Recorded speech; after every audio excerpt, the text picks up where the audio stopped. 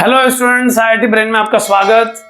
आज हम फिजिक्स में एसएस क्रोटो के प्रॉब्लम 1.35 पर डिस्कस करेंगे। एक बार आप पहले क्वेश्चन सुने। Two identical weightless rods are hinged to each other and to a horizontal beam as shown. चित्र में भी आपको दिखाऊंगा। The rigidity of each rod is k not and the angle between them is 2 alpha. Determine the rigidity K of the system of rods relative to the vertical displacement of a hinge A under the action of certain force F, assuming that displacements are small in comparison with the length of the rods. तो क्या है problem, एक बार समझे। आपको एक दो rod का system given है जो कि हॉरिजॉन्टल से कुछ इस तरह से कनेक्टेड है। देखें आप ध्यान से, सिमेट्रिकली इन दोनों रॉड्स को रखा गया है और इनके बीच के एंगल को 2 अल्फा कंसीडर किया गया है। आप यहां पर ये माने, हो सकता है चित्र बिल्कुल परफेक्ट ना बना हो, बट ये दोनों रॉड इस वर्टिकल के रिस्पेक्ट में सिमेट्रिक रखी हैं और ये कंप्लीट एंगल 2 अल्फा है। इसका मतलब ये दोनों एंगल अल्फा और अल्फा है। वर्टिकली आपको इस सिस्टम के इस हिंज पॉइंट को मूव कराना है, यानी खींचना है नीचे की ओर। इसे मैं ए नाम दे रहा हूं। तो इसके वर्टिकल डिस्प्लेसमेंट के लिए आपको यह बताना है कि अगर इन दोनों रॉड्स की इंडिविजुअल रिजिडिटी k नॉट और k नॉट है तो इसे एक सिस्टम मानते हुए इस सिस्टम की रिजिडिटी k नॉट और अल्फा के टर्म्स में कितनी होगी। तो कैसे कैलकुलेट करना होगा एक बार समझे। क्योंकि प्रॉब्लम में नेट सिस्टम की रिजिडिटी को वर्टिकल डिस्प्लेसमेंट के लिए पूछा गया है, तो ध्यान से समझें कि एक छोटा सा वर्टिकल डिस्प्लेसमेंट कराने के बाद जब हम इस हिंज को इस पॉइंट से इस पॉइंट तक ले आएंगे, इसे मैं बी नाम दे रहा हूं, तो ये जो रॉड सिस्टम है ये कुछ इस तरह से चेंज हो जाएगा। ये इसका नया पोजीशन होगा जो मैंने यहां पर शो किया है। हमें ये गिवन है प्रॉब्लम में कि जो डिस्प्लेसमेंट है वो रॉड की लेंथ के कंपैरेटिवली काफी स्मॉल है, यानी आप रॉड की लेंथ के कंपैरिजन में इस लेंथ को स्मॉल कंसीडर कर सकते हैं। रॉड का रिजिडिटी k नॉट है। यहां पर जब आप इस प्रॉब्लम को सॉल्व करेंगे तो आप दोनों रॉड्स को स्प्रिंग के इक्विवेलेंट मान सकते हैं।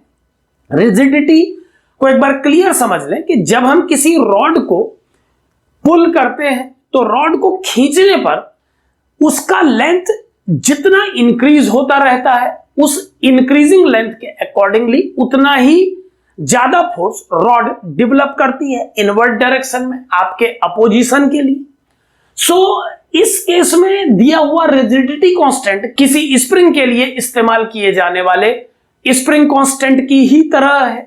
यानी अगर मैं मान लूं कि ये जो वर्टिकल डिस्प्लेसमेंट मैंने मूव कराया है इस सिस्टम के हिंज को वो y है, तो इस डिस्टेंस को y कंसीडर करने पर अगर हम एक परपेंडिकुलर ड्रॉ करें दोनों साइड रॉड्स पर, तो इन स्मॉल लेंथ्स को अप्रोक्सीमेटली कैलकुलेट किया जा सकता है।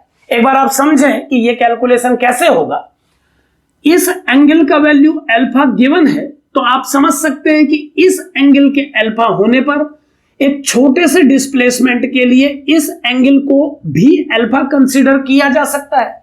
यहां पर आप ध्यान दें, यह बात आपको अपने माइंड में रखनी होगी कि नॉर्मली इस एंगल को कभी भी अल्फा नहीं कहा जा सकता है।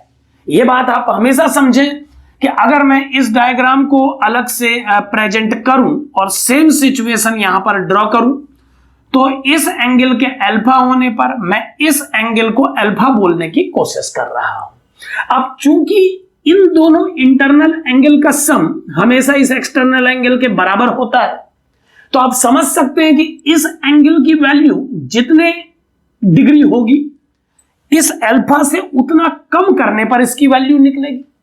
लेकिन चूंकि y को स्मॉल कंसीडर किया गया है इस प्रॉब्लम में, तो हम ये मान के चल रहे हैं कि ये एंगल अप्रोक्सीमेटली इक्वल टू 0 है। इस एंगल को अप्रोक्सीमेटली 0 कंसीडर करते हुए इस अल्फा की वैल्यू की हेल्प से इसे अल्फा कंसिडर किया जा रहा है। अब इस डिस्प्लेसमेंट को y कंसिडर करने पर हम अल्फा यूज करके इस लेंथ को y cos अल्फा कह सकते हैं और सिमिलर वैल्यू हमें सेकेंड साइड भी मिलेगी। चूंकि रॉड की लेंथ को इस कंडीशन से इस कंडीशन तक पुल कर दिया गया है, तो आप इसे लेंथ में होने वाले एक्सपेंशन के रूप में कंसीडर कर सकते हैं। सो अगर मैं स्प्रिंग कंसेप्ट अप्लाई करूं इस रॉड सिस्टम के लिए, यहां पर यह ध्यान दें कि रॉड्स पर यंग्स मॉडुलस का कंसेप्ट लगा के उनके लेंथ एक्सपेंशन और लेंथ को अप्लाइड फोर्स से एसोसिएट किया जाता है। बट अगर किसी रॉड का रिजिडिटी कांस्टेंट गिवन है तो ऐसी प्रॉब्लम्स को आप स्प्रिंग के करस्पॉन्डिंग मान के सॉल्व कर सकते हैं। सो अगर इस रॉड का रिजिडिटी कांस्टेंट k नॉट है और इसका length increment y cos alpha है, तो स्प्रिंग के कंसेप्ट के सिमिलर इस रॉड को एक्सपेंड करने पर, पुल करने पर जो फोर्स ये डेवलप करेगी अपोजिट डायरेक्शन में, वो k not into y cos alpha होगा। आप समझ सकते हैं कि सिमेट्री के कारण सिमिलर फोर्स इस डायरेक्शन में दूसरी रॉड भी एक्सर्ट करेगी।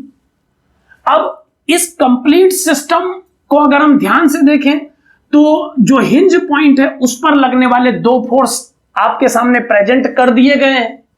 अगर इन फोर्सेस को कंपोनेंट में ब्रेक किया जाए तो आप देख पा रहे हैं कि इनका cos component vertically upward direction में ऐड हो जाएगा और इस अपवर्ड डायरेक्शन में, जो कि डिस्प्लेसमेंट के जस्ट अपोजिट है, नेट फोर्स जो परफॉर्म करेगा वो होगा k not y cos alpha का cos अल्फा कंपोनेंट, यानी cos स्क्वायर अल्फा, और वो भी ट्वाइस होना चाहिए क्योंकि दोनों के कंपोनेंट बनेंगे अपवर्ड डायरेक्शन में। हॉरिजॉन्टल कंपोनेंट्स कैंसिल आउट हो जाएंगे क्योंकि इनका मैग्नीट्यूड बराबर और डायरेक्शन अपोजिट होगी। अब चूंकि इस क्वेश्चन में सिस्टम का इक्विवेलेंट रिजिडिटी कांस्टेंट पूछा गया है, तो इक्विवेलेंट रिजिडिटी कांस्टेंट क्या होगा इस केस में, उसे समझने के लिए एक केस आपके सामने मैं और बना रहा हूं, पहले आप इसे समझें। इस सिस्टम के करस्पॉन्डिंग मैं एक रॉड इमेजिन कर रहा हूं जिसके टर्मिनल को मैंने सिमिलर लेंथ तक पुल कर दिया है, और अगर मैं इस रॉड के रिजिडिटी कांस्टेंट को k कहूं तो जो फोर्स अपोजिट डायरेक्शन में ये रॉड डेवलप करेगी वो ky होगा।